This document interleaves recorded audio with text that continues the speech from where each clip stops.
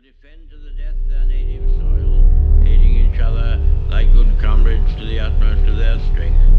We shall go on to the end. We shall fight in France. We shall fight on the seas and oceans. We shall fight with growing confidence and growing strength in the air. We shall defend our island, whatever the cost may be. We shall fight on the beaches. We shall fight on the landing grounds. We shall fight in the fields and in the streets. We shall fight in the hills. We shall never surrender.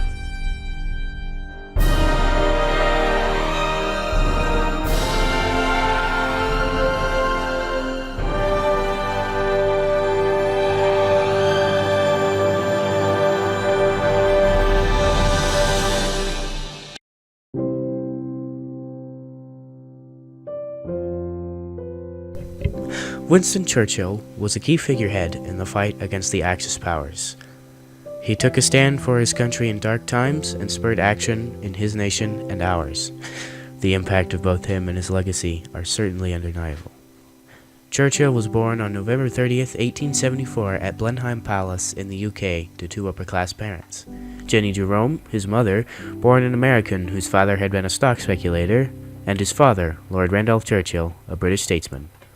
Churchill spent his early years in Dublin, Ireland, where his brother was born on February 4th, 1880. Only 2 months later, his family moved again to London, where young Churchill would enter St. George's School in 1882, and 2 years later, leave for the Mrs. Thompson School. Churchill was sent to Harrow boarding school in 1888, and within weeks he joined the Harrow Rifle Corps. He encountered some difficulty there, making 3 attempts to pass the exam for the British Royal Military College. However, almost 10 years after his move to London, in 1893, Churchill was accepted. He joined the Royal Cavalry in 1895 and served in the Indian Northwest and the Sudan, where he participated in the Battle of Omdurman in 1898. While in the service, he wrote for 2 large newspapers, The Pioneer and The Daily Telegraph, and wrote 2 books detailing his experiences. In 1899, Churchill left the army for a career as a war correspondent, working for the Morning Post. Shortly thereafter, while reporting in South Africa on the Boer War, he was taken captive by the Afrikaners while working on a scouting expedition. He became an instant celebrity when he escaped and traveled almost 300 miles to safety in Portuguese territory. When he returned, he wrote London to Ladysmith in 1900, which detailed this experience.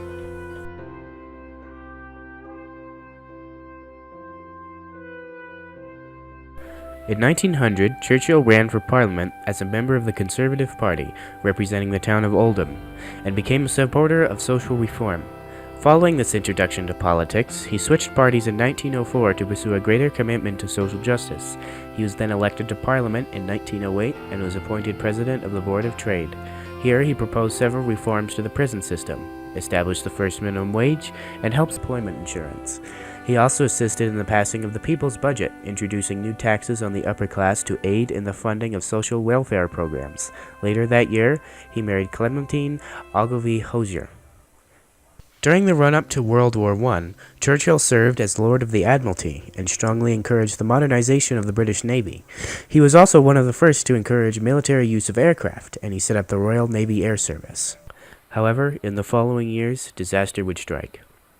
In the spring of 1915, the disastrous Gallipoli campaign, an unsuccessful attempt to control trade routes from Europe to Russia, began with a naval attack on the Dardanelles Straits, followed by a massive land invasion of the Gallipoli Peninsula.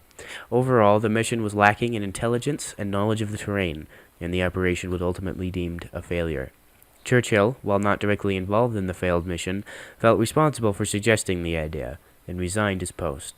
After a brief return to the British Army, Churchill was appointed to the position of Minister of Munitions in 1917, and stayed there until the end of World War I a year later.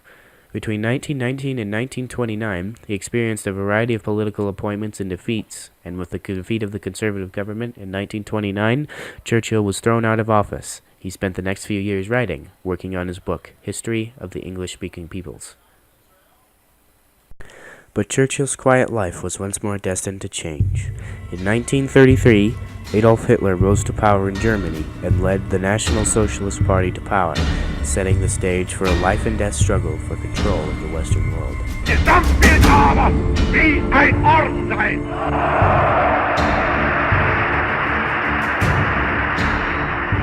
For the next 5 years, Churchill would become a strong advocate for British rearmament and became a strong critic of the then Prime Minister Neville Chamberlain's policies of appeasement regarding the Nazis. On September 3, 1939, the same day that Britain declared war on Germany, Churchill was appointed First Lord of the Admiralty and by April of the next year had become chairman of the Military Coordinating Committee. Shortly thereafter, Germany invaded and occupied Norway. This gave Churchill significant leverage against Chamberlain, who had resisted Churchill's earlier proposal to occupy vital Norwegian iron mines and seaports to protect the region. In May of that year, parliamentary debates led to a vote of no confidence towards Prime Minister Chamberlain, and on May 10th, King George VI appointed Churchill as Prime Minister. Only hours later, Germany began its western offensive, occupying the Netherlands, Belgium, and Luxembourg. 2 days later, German forces took France. Great Britain now stood alone against the advancing Nazi forces. It was now that Churchill would make his stand. He quickly formed a coalition cabinet of party leaders and placed intelligent and talented men in key government positions, and with the Lend-Lease Act, he was able to get support from the United States. On June 4th, 1940, Churchill delivered the first of 3 key speeches surrounding the Battle of France and the dangers that Britain was now facing. Aiding each other like good comrades to the utmost of their strength. We shall go on to the end. We shall fight in France. We shall fight on the seas and oceans. We shall fight with growing confidence and growing strength in the air. We shall defend our island, whatever the cost may be. We shall fight on the beaches. We shall fight on the landing grounds. We shall fight in the fields and in the streets. We shall fight in the hills. Shortly following his speeches, he conducted secret meetings with Franklin D. Roosevelt and Joseph Stalin to develop wartime strategies, and over the next years of World War II and the Battle of Britain, Churchill continually fought for and reinvigorated the British people. He made many efforts to bring the New World into the New War, and when the U.S. entered the fray in December 1941, he was sure the Allies would eventually win. On May 8, 1945, Churchill announced the unconditional surrender of Germany. He emerged from World War II a national hero. Yesterday morning at 2:41 a.m.